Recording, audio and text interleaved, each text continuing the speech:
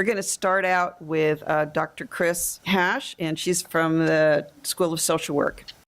Usually you have loneliness and isolation are kind of linked together, and the problem with that is they can lead to premature death. Behaviors like inactivity, smoking, drinking, poor diets can lead to heart disease and even cognitive decline. Loneliness and isolation can increase the risk for scams and fraud with older adults too, and that's becoming more and more of a problem as well.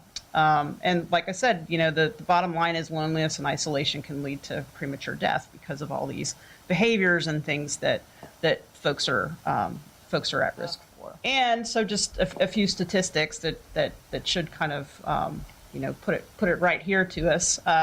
Is it estimated 50% of those 60 plus are at risk for social isolation. About a third will experience some degree of loneliness sometime in older adulthood. So, in terms of, when people are older, they're going to be isolated and lonely. No, that's not the case for most, but it can happen. And when it does happen, it's, can lead to all these other things that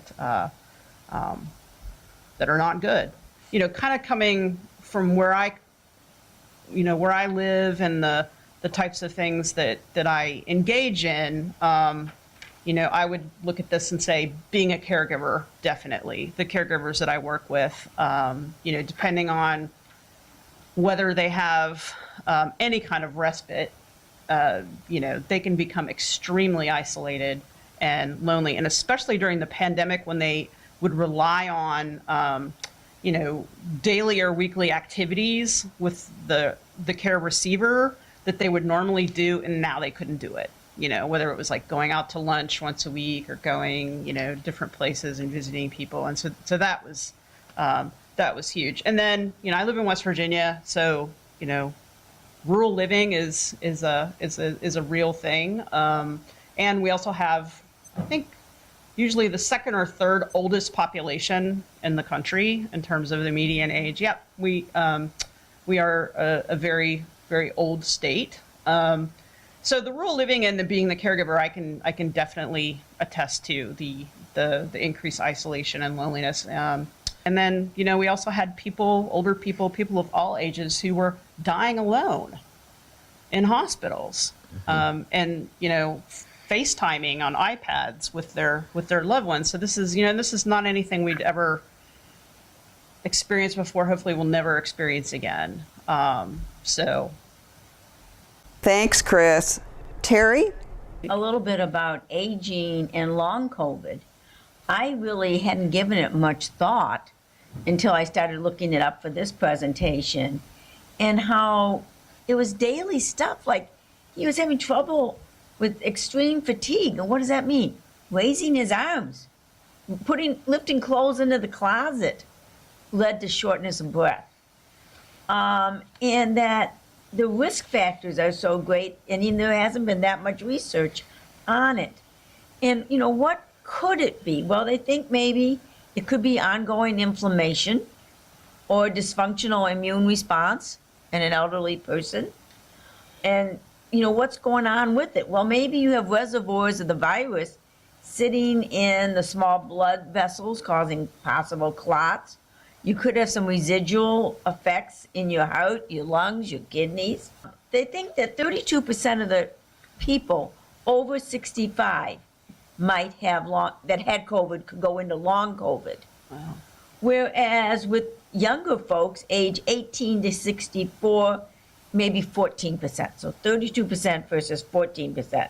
And I'm sure most of us in this room, not all of us, heard that thing when it came out in March of, 2020, like, if you're over 65, you're going to get it. You're going to get it bad.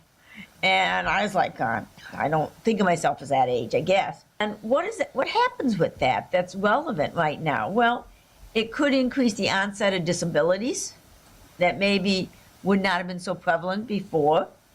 It may increase somebody's inability to work. And I never suffered from long COVID, but I've seen colleagues that have. But one person I was reading about was, as I said, they said, well, you're getting older. And he said, not in one day. You know, in one day he started having these significant changes. And he said, that's not aging. One day is not aging. But it also stressed that if somebody thinks they're having symptoms, they should have a neuropsychological exam so that whatever it might be, not to make assumptions. And so the goal is there for more targeted treatment to what the reality of the situation is. It just means be patient, take time, go a little bit every day. Sounds like good advice. Beth? Wanted to focus a bit back on, loneliness and social isolation really were the result of COVID for many individuals. It also then became the antecedent or the cause then of other issues.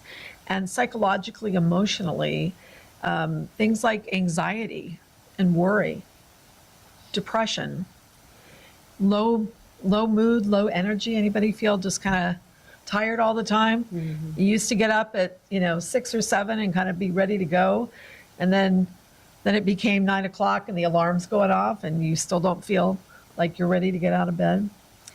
Lots of these pieces also resulted in, I think, a lot of social sensitivity for us. We interpreted situations negatively. We took small things and maybe we blew them into larger things.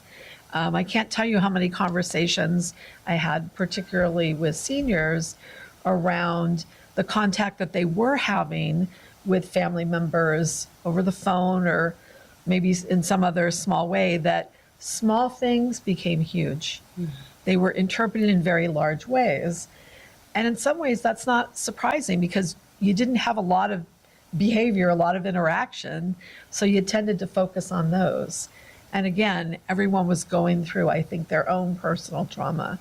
But I think some of that social sensitivity has also been left with us. I think a lot of us are feeling like if someone touches us, that we feel it more intensely than we did prior to the pandemic. So one of the things that I wanted to just talk about is, what do we do? What are the things, as Terry and others, first of all, coming here today, this is a really great step. So this is about raising awareness. This is also about coming together and being part of community. This is wonderful. Normalizing the experience and not judging yourself. So not kicking yourself for what you haven't done, right? Well, I missed, going to that Ollie program. I haven't talked to Angela in 3 months. I'm uncomfortable about coming back. I don't really know how to interact. Don't judge yourself, right? Everyone, again, has gone through a very, very challenging time and experiences. While not judging yourself, it's still important to self-examine. So in order to change a behavior, you need to know what you're doing, right? What's the behavior you're engaging in, and what would you like to change? Are you wanting to dip your toe in the water a little bit and do something pretty brief? Do you want to go out in the community and, walk in nature? Nature is wonderfully restorative for us. It's a way to also interact with others, but in a way where you're doing an activity where you don't necessarily have to be face-to-face at a table and feel all that social pressure and be able to interact maybe as you felt more comfortable before the pandemic. And also don't expect that it's going to be 100% positive every time, right? So you may have felt kind of anxious. You may have felt tired. These might not have been your experiences previously, but this is part of getting back into it, is that it's kind of like learning to ride the bike again. You're a little, you don't have your balance quite yet, right? So you need to get your balance back. Focusing on engaging in activities that bring you joy and happiness, as well as fulfillment, right? I don't know how many of you have tried some meditation, but there's many, many opportunities online. You can do YouTube and learn some things around meditative practices. They're great for your heart, great for a variety of systems in your body. Establishing, maintaining, and reestablishing those emotionally supportive relationships. I lost my dad during COVID. He didn't die of COVID, but he never got off oxygen. But what other relationships can I nurture? What other relationships can I develop moving forward? As we said, taking a class, you get to the point, or maybe you're already there where you feel comfortable doing some traveling, particularly traveling with others, having support. I always think the OLLI program travels are amazing because you really do get that full experience while not being burdened with having to figure it all out yourself. And then as you go along, you want to be reassessing, right?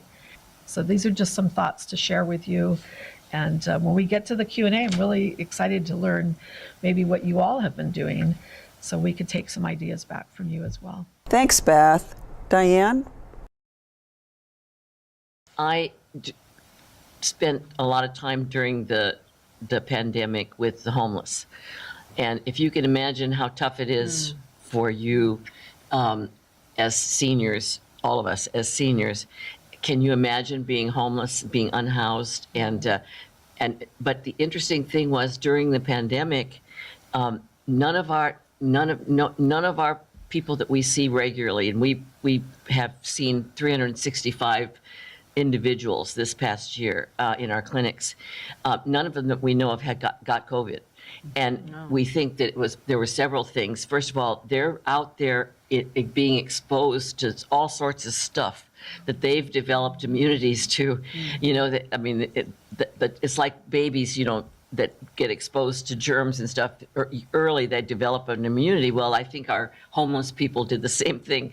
The other thing is that the encampments kept getting broken up, and so they were isolating naturally because they didn't want to get together because they would get the police coming in and taking them, separating them.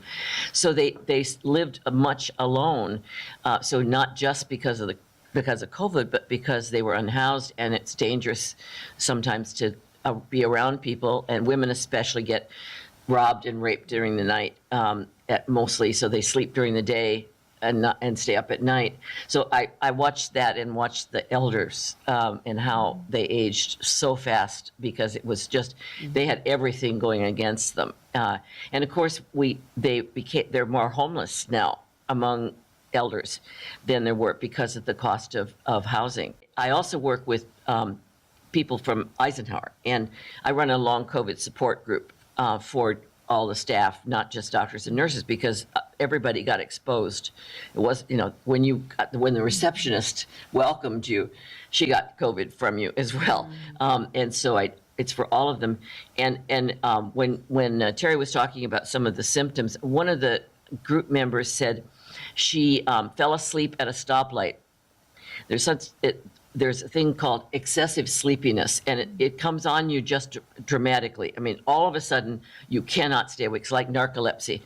And people have, you know, accidents and all sorts of things. And so in addition to having the aging issues about driving and perceptions and stuff, they had that. And now nurses either retired, many nurses either retired early or they had to leave the bedside.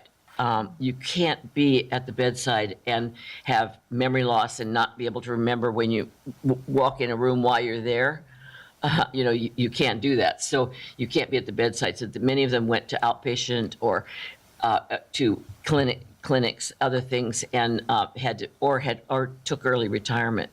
I wanted to say a couple things about what you can do. So there's an app called Calm, C-A-L-M.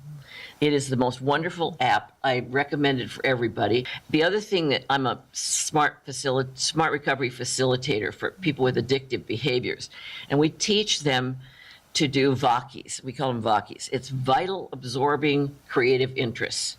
So first of all, it has to be vital, meaning it's active. You do something. There's the kind of creative activities that really do help people. So anyhow, that's my story. I see a lot of head nodding.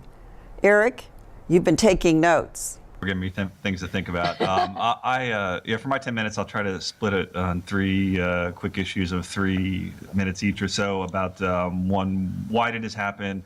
2, what could Ali do in particular? And 3, I'll just, I don't really study this particular issue, but as a medical sociologist, there are certainly things I think about. I was almost going to joke a little bit when you said that you didn't hear the pandemic coming, but fortunately, I kind of did, maybe.